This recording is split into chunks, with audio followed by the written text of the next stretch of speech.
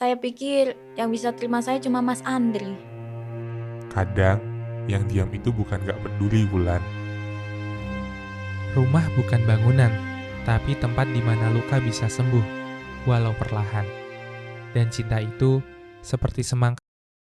Setiap pagi di rumah ini lebih banyak bunyi sendok daripada ucapan sayang. Tapi percayalah, dari bunyi-bunyi itulah cinta kadang muncul, meski tersembunyi di antara teguran. Bu Marni duduk di meja makan sambil mengaduk teh. Wulan baru keluar dari dapur membawa 2 piring nasi goreng. Nasi gorengnya agak gelap ya. Kebanyakan kecap apa minyaknya kemarin belum diganti? Saya coba pakai kecap yang ibu suka. Yang dulu pernah ibu bilang, manis, tapi nggak lebay. Tapi ini agak lebay. Manisnya kayak sinetron jam 9 malam. Nggak semua yang manis itu enak, Lan. Saya catat, Bu. Besok saya coba pakai yang merek lama ya. Coba aja. Kalau gagal juga, ya setidaknya kamu tahu rasa. Andri sedang mengecek motornya. Pak Rustam menghampiri dengan segelas kopi. Kopi biar semangat ojek hari ini. Siap antar cinta dan gosip kota. Cinta makin berat dibawa, Pak. Apalagi kalau harus pakai helm dan boncengan gosip. Itu makanya kamu jarang senyum pulang. Di rumah, gosip lebih tajam dari pisau daging. Saya bingung, Pak. Di luar saya bisa nyambung sama pelanggan, sabar sama macet. Tapi kalau di rumah, antara ibu dan Wulan, saya selalu salah posisi. Kadang kamu butuh jadi penengah, bukan penonton. Diam itu netral, kadang diam itu membiarkan. Wulan sedang menjemur baju. Dari kejauhan, ia melihat Bu Marni menyuapi Andri yang akan berangkat kerja sambil tertawa kecil.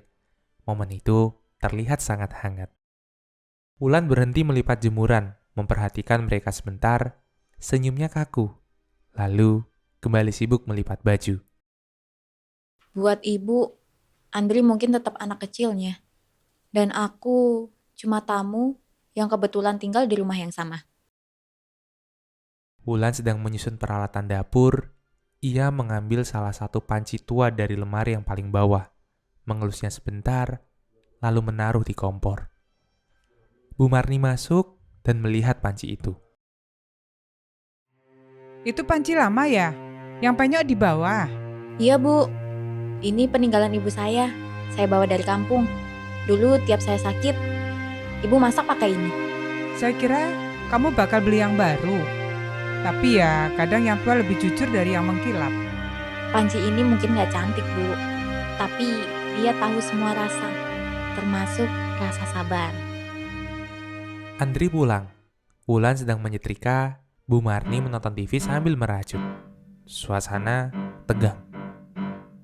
Assalamualaikum. Wih, udah kayak ruang operasi nih. Sepi tapi penuh tekanan. Gimana ojek hari ini? Macet, tapi lebih lapang dari suasana rumah. Masalahnya, saya lebih lelah di sini daripada di jalan. Kalau lelah istirahat aja. Nggak usah sok jadi juru damai. Nanti malah kena peluru nyasar. Saya cuma pengen rumah ini adem, nggak selalu penuh sindiran dan sarkasme. Bisa nggak sih kita saling dengar, bukan saling tuduh? Saya juga pengen adem.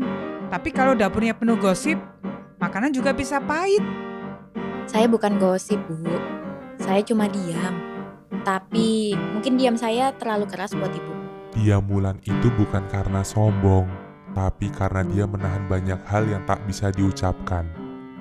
Mungkin sudah saatnya kita dengar diamnya, bukan hanya ocehan kita. Andri duduk di ranjang, lelah, dan Wulan menaruh teh di meja samping. Aku bingung, Lan. Kadang ngerasa semua orang di rumah ini ngelawan satu sama lain. Aku kayak anak kecil yang disuruh milih ibu atau istri. Aku nggak pernah minta kamu milih, Mas. Aku cuma pengen kita satu suara, bukan saling bisik-bisik di belakang. Besok aku mau ngomong sama ibu. Aku nggak mau anak kita nanti lahir di rumah yang kondisinya kayak gini. Wulan kaget. Ia belum pernah dengar Andri menyebut anak dengan nada segamblang itu. Saat semua suara telah tidur, tersisa hanya satu suara hati yang pelan-pelan retak. Dapur gelap, hanya lampu kecil yang menyala. Wulan duduk di lantai, bersandar memeluk panci tua. Bu, panci ini masih ada. Tapi aku ngerasa aku yang mulai hilang. Air mata menetes. Suara jam dinding pun berdetak. Aku pengen dengar ibu bilang, kamu cukup. Sekali aja. Di sini aku ngerasa harus jadi kuat terus. Tapi dalam panci ini, aku bisa lemah, Bu. Panci tua itu tidak pernah bicara, tapi menjadi saksi bahwa cinta kadang tak bersuara. Hanya bertahan diam-diam dalam pelukan orang yang lelah tapi tak mau menyerah. Wulan menyapu halaman sendirian. Pak Rustam keluar, melihat Wulan dari kejauhan. Kamu bangun lebih pagi dari ayam, Wulan. Nggak capek? Pagi itu satu-satunya waktu di rumah ini yang buat saya tenang dan merasa nggak tekanan. Jadi ya saya nikmatin aja, Pak. Kalau ada yang bikin kamu nggak nyaman, kamu bisa cerita ke saya, Wulan. Kamu adalah keluarga. Ini juga rumah kamu. Terima kasih, Pak. Tapi kadang rumah itu bukan cuma tempat, tapi rasa. Dan saya masih nyari rasanya. Kalau kamu masih nyari, mungkin saya bisa bantu temani. Pelan-pelan aja, nggak harus buru-buru.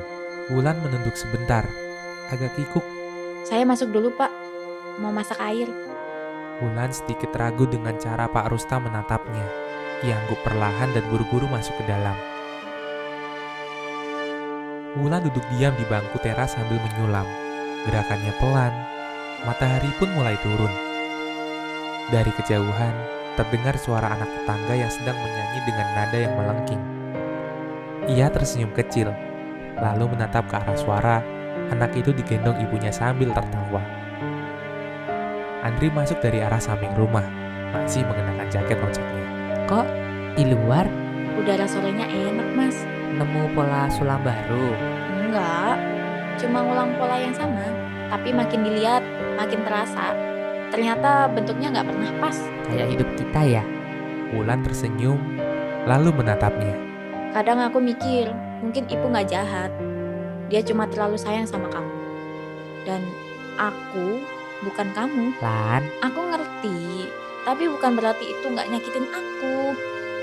Cinta seorang ibu bisa tajam saat merasa terancam, tapi kasihnya pada anak laki-laki kadang tak terbagi, bahkan untuk perempuan yang mencintainya juga.